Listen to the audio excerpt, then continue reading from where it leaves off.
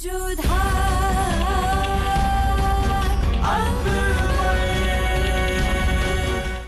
धारावाहिक किसी प्रकार की ऐतिहासिकता का दावा नहीं करता। तत्कालीन परिस्थितियों को दर्शाने के लिए आवश्यक और उचित नाटकीय रूपांतर किए गए हैं। ऐतिहासिक रूप से जोधाबाई के स्थान पर हरकाबाई, हीर कुंवर जैसे नाम इतिहास में प्रचलित हैं। ये धारावाहिक किसी भी सामाजिक परंपरा और पारिवारिक संबंधों का ऐतिहासिक दावा नहीं करता है। इसका उद्देश्य किसी भी समुदाय की भावनाओं को ठेस पहुंचाना नहीं है। किसने इस डिब्बे की मांग रखी थी?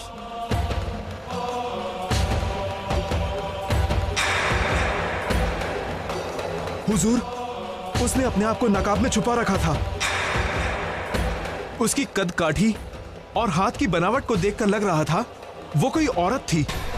दिमाग पर जोर डालो कारसास, उसका हुलिया बयां करो। कैसी दिखती थी, आवाज कैसी थी, कुछ भी जो उसकी पहचान कर सके।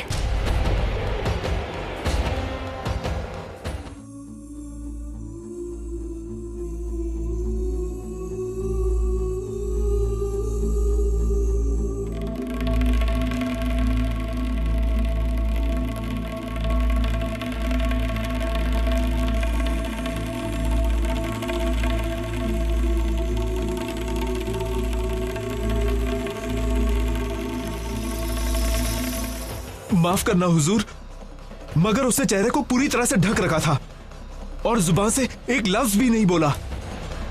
हाथ देखकर लग रहा था वो कोई कम उम्र की खातून थी। नहीं हुजूर, मझोली उम्र की भी हो सकती हैं।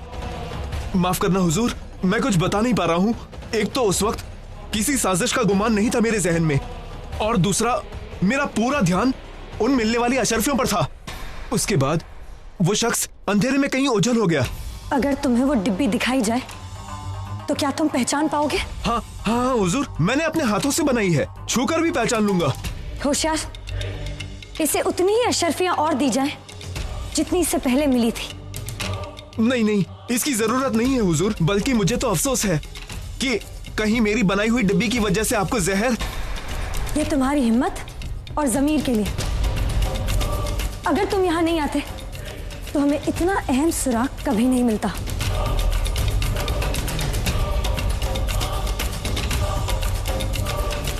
अब हम तुम्हें तभी बुलाएंगे जब हमें वो डिब्बी मिल जाएगी। तुम जा सकते हो। जी हुजूर।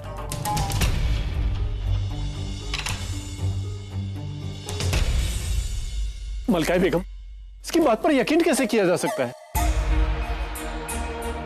सुराग पर यकीन करोगे तभी तो सबूत मिलेगा। होशियार, उस कारीगर से एक ऐसी खास डिब्बी बनवाकर मंगवाना और फिर हमें धतूरे का अर्घ दिया जाना, ये महज एक इत्तेफाक नहीं है। और उस बुरखा नशीन औरत का भी इन सब से जरूर कोई ताल्लुक है। ये भी तो हो सकता है कि वो शख्स कोई औरत ना हो बल्कि मर्द हो, जो नकाब में अपना चेहरा छिपाने की कोशिश कर रहा हो। बिल्कुल हो सकता है, लेकिन वो औरत हो या मर्द, इससे कहीं ज्यादा अहम बात यह है कि वो डिब्बी अभी भी इस महल में मौजूद है। इस हादसे के बाद जिस कदर चौकसी बरती गई, उस डिब्बी को इस महल से बाहर ले जाना नामुमकिन था। अब हमें यह पता लगाना है कि इस महल में वो डिब्बी किसके पास है, और जिसके पास भी वो डिब्बी होगी वही गुनहगार होगा।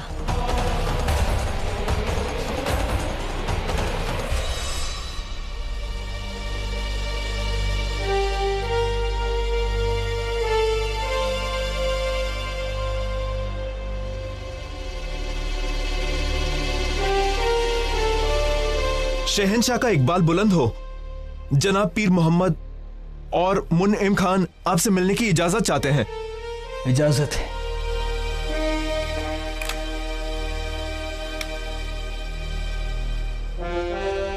सलाम शहंशाह, हुजूर को नींद नहीं आई अभी तक?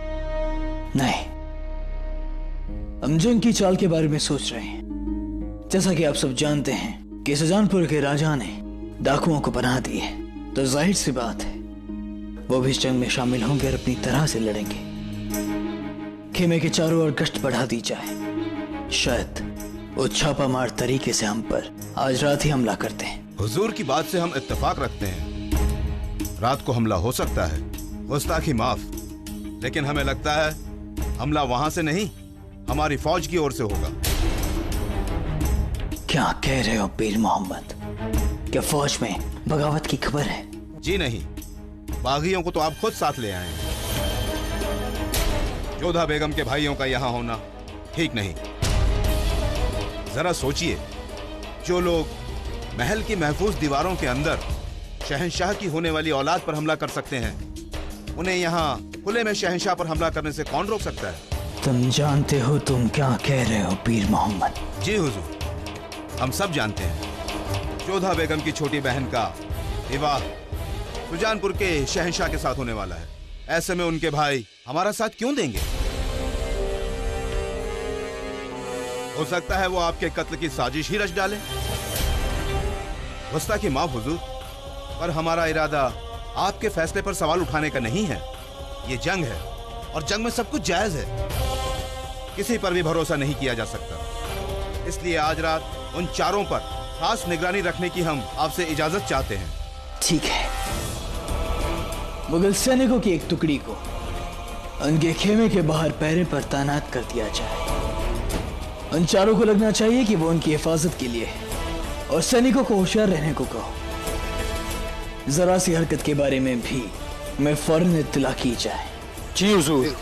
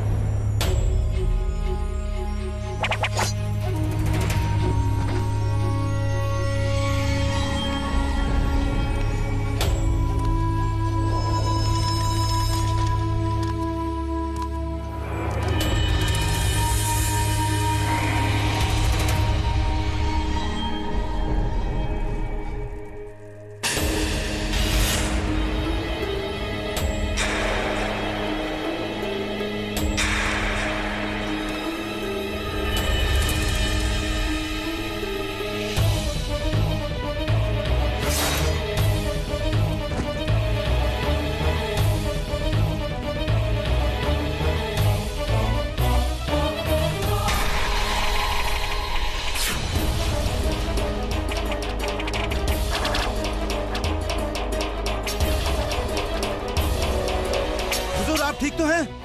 हम ठीक है पीर मोहम्मद। जैसा हमें शक था, सुजानपुर वालों ने छापामार तरीके से हम पर हमला कर दिया है। हुजूर, हमें तो लगता है आमिर के शहजादों ने दुश्मन तक मुखबिरी की है, वरना उन्हें कैसे पता चलता कि ये खेमा आपका है? उसका फैसला हम बाद में करेंगे पीर मोहम्मद। फिलहाल हमें इस हमले का जवाब देना है। ठीक है हुजूर।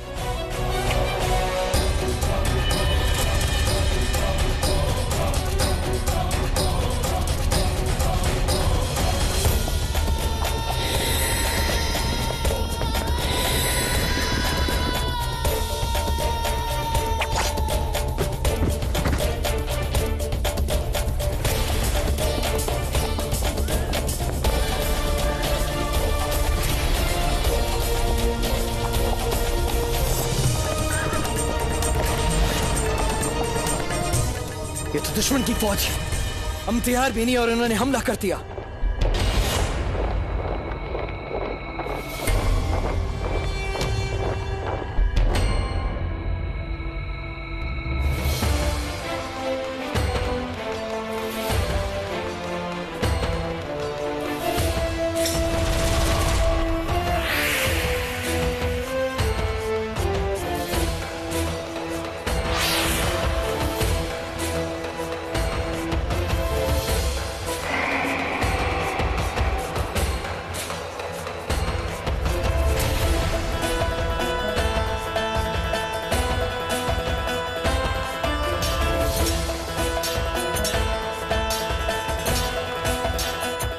बचने का प्रयास व्यर्थ सिद्ध होगा जलालुद्दीन।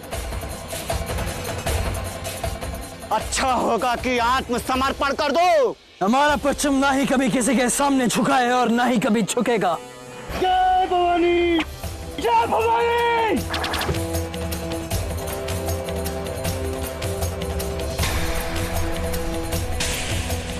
भवानी!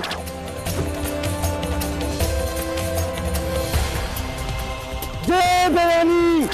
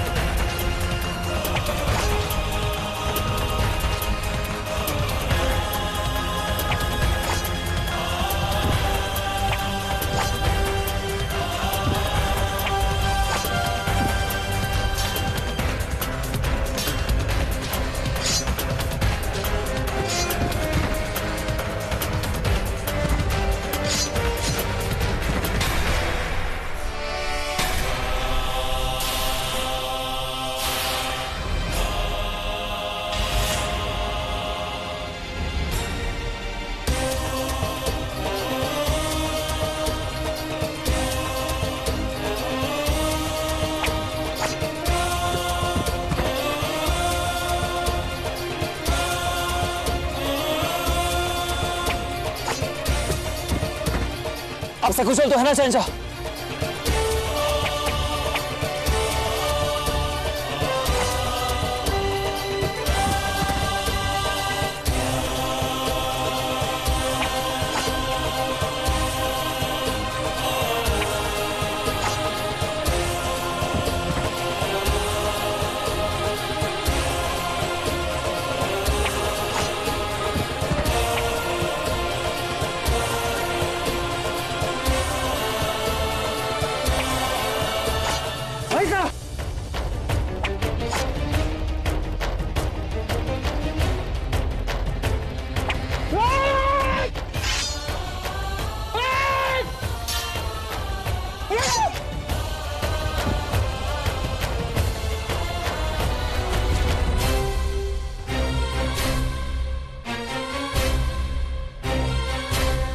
क्यों? तुमने ऐसा क्यों किया? हम फिर तीर तुमने खुद पर क्यों ले लिया? पहली बात, आप हमारे जवाइसा हैं और कोई भी भाई अपनी बहन के सिंदूर पर हाथ नहीं आने देगा। और दूसरी बात, आप शहंशाह हैं, आप यहां आए हैं आपकी रक्षा के लिए, अपनी जान देकर भी आपकी रक्षा करेंगे। हुजूर, गिनती में हम उनसे कम हैं और हमारी फौज भी तैयार नहीं।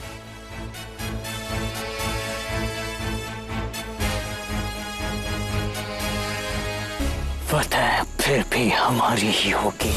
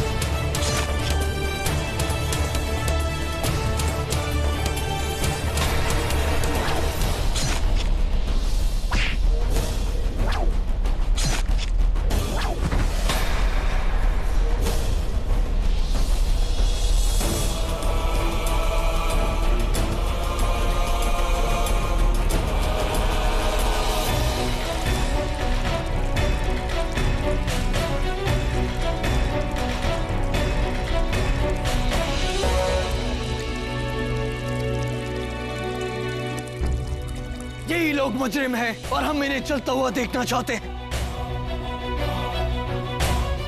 ताकि इन्हें इस जलन के दर्द का एहसास हो जो उन्होंने हमें दी है।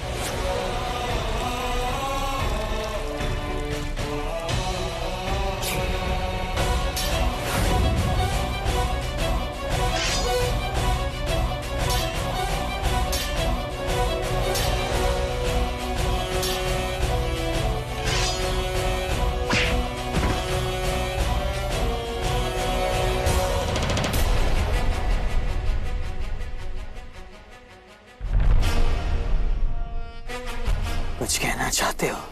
कहना है, परंतु उससे जिसने विश्वासघात किया है। संबंध का पालन ऐसे करते भगवान दास। हमारे पिता हमारे पास संबंध लेके आए थे और पुत्र आक्रमण करने। हमारे पिता ने अपने कर्तव्य का पालन किया था और हम अपने कर्तव्य का पालन कर रहे हैं। अगर तुमने अपने कर्तव्य का पालन किया होता, प्रजा को लूट रहे डाकुओं को पनाह ना दी होती, तो आज ये दिन देखने को ना मिलता। क्या हुक्म है शहंशाह?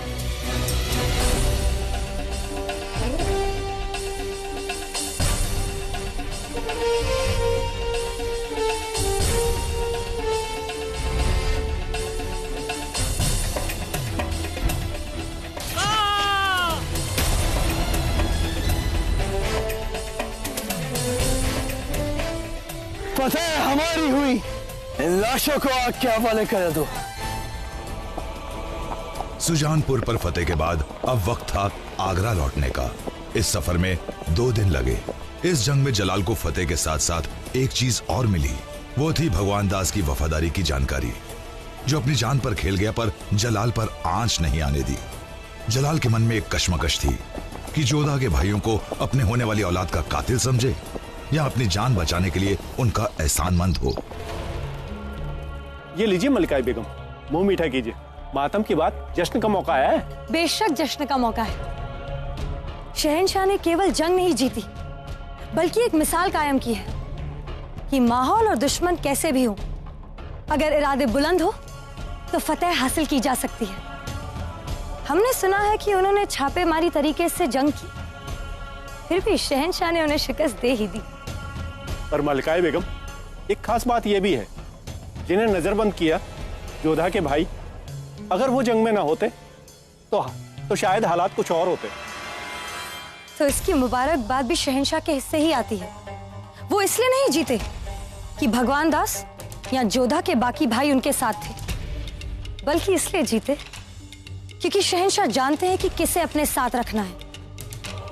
शहंशाह को वक्त और लोग दोनों का इस्तेमाल करना बखूबी आता है।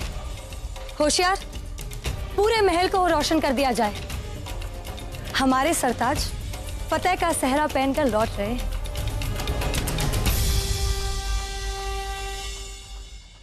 मुबारक हो वजीर आलिया, शहंशाह ने सुजानपुर की जंग फतेह कर ली है।